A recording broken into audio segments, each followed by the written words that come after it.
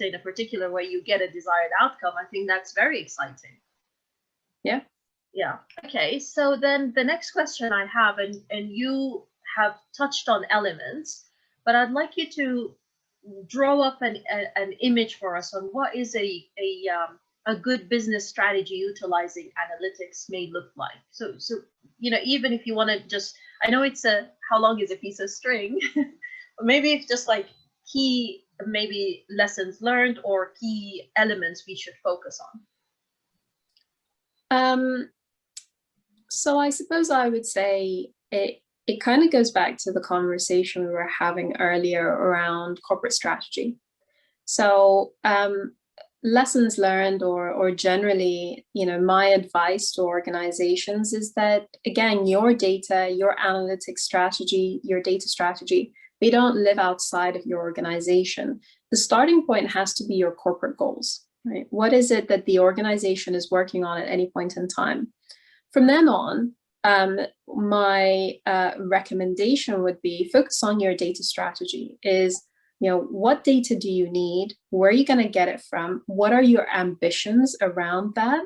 And then you can then feed into your technology strategy and make sure that as you are implementing systems, as you are, you know, mobilizing services, that you are considerate of the data that you need, right? And what you're going to do about it, how you're going to secure it, how you're going to host it, all of these key activities, how you're going to govern it as well. When we talk about the analytics strategy off the back of that, what you then need to do is, again, be conscious of where you are in terms of a maturity curve. And that's really important, right? So if you don't have access to basic reports and basic stats, are you really ready to jump into a full-on data science capability? And more importantly, is your organization, are your operational and service line leaders ready to take that jump? Because that is quite a jump. If someone is struggling to just know what the scope of their services are, how many buildings do I have? How many people am I providing services for? You know, where am I supposed to be at any point in time? They're not necessarily ready to look at opportunities within that data, because guess what? They probably are not sure that they could trust the information that you're giving them to begin with, because you can't give them the basic stats consistently that they need. So I would say, don't try to fly before you can crawl. Don't try to run before you can walk. Think mindfully about the journey that you want to go on. Think mindfully about how much investment you've got access to. Think about where your organization is at any point in time, and then plan around that. That would be my suggestion, my recommendation. And I think you also then answered the follow-up question to that is, when is it the right time to deploy an analytics strategy? So I would say as soon as you can. I think that, you know, if you are setting up a new service, think about the data as early as you can. If you're going through a digital transformation, think about the data. That is the most, you know, the earlier that you can, the better. But it's never too late, is what I would also say. Is you should always, you know, think about it, because everyone's heard this term or this, you know, statement being made: data is the new oil. You know, as we move, as society changes, as it increasingly goes online, as things become, you know, digital, ultimately that is going to be the most powerful thing that people have, is their data, right? Think about, you know, the likes of social media platforms and the trade that they are making in terms of, you know, collecting people's data, reselling that data. It is a really kind of it's a big commodity, and it's worthwhile. So I'm going to ask a question then.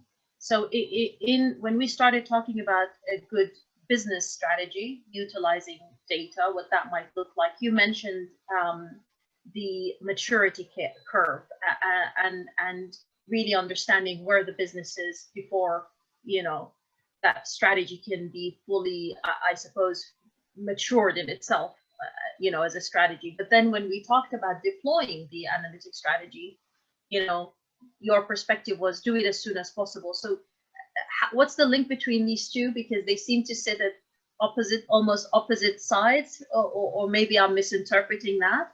But then in the context of a small startup with, you know, financial resources and you know, people resources and lots of different commitments, financial commitments, etc.